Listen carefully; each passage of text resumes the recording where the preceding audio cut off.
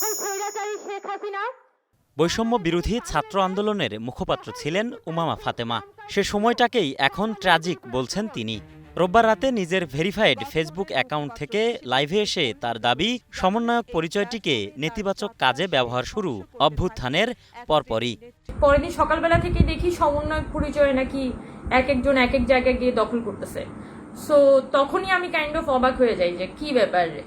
গতকালকে পর্যন্ত তো মানুষ সমন্বয়ক পরিচয়টা দিতেই রাজি হচ্ছিল না, আর আজকে থেকে শুনি যে সবাই সমন্বয়ক পরিচয় এখানে গিয়ে চাঁদাবাজি করতেছে, ওখানে গিয়ে দখল করতেছে।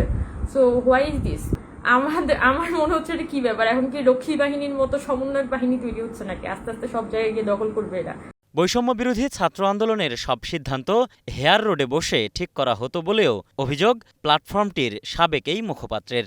এই যে চাঁদাবাজির অভিযোগ আসতো, এক একজনের এগেনস্টে যে স্বজনপ্রীতি, তারপর শেল্টার টেল্টার দেওয়ার যে বিভিন্ন ধরনের অভিযোগ আসতো, এগুলো তো আমি খুব ভালো করেই জানতাম। তো চট্টগ্রামের কাহিনী যদি ঠিকঠাক মতো সলভ করতে যাইতাম তাহলে তো অনেকের প্যান্ট খুলে যাইতো।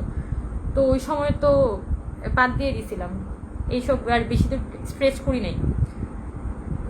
এরকম আরো অনেক জেলার কাহিনী আছে যেগুলো ঠিকঠাক মতো আমি ধরিই নাই, কারণ ধরতে গিয়ে দেখেছি যে ও মাপ, এগুলো তো ভাই অনেক দূর পর্যন্ত কাহিনী গড়ায় যাচ্ছে। লাইভের শেষাংশে জুলাইকে একটি বড় ধরনের অভিজ্ঞতা উল্লেখ করে তার দাবি, এর মাধ্যমে যে টাকা আনা যায় মুখপাত্র হওয়ার আগে তা তার ধারণাই আসেনি। জুলাই আগস্ট তো একটা লিভড এক্সপেরিয়েন্স।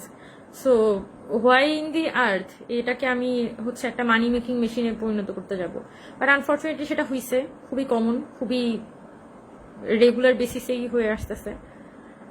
তার বিরুদ্ধে আনা অর্থ উপার্জনের অভিযোগ নাকচ করে উমামা জানান, তার পরিবার তার কাছে অর্থ প্রতিপত্তি প্রত্যাশা করেন না। তারা চায় তিনি যেন দেশের জন্য ভালো কিছু করেন। আমরা যারা A K M Suman, star news.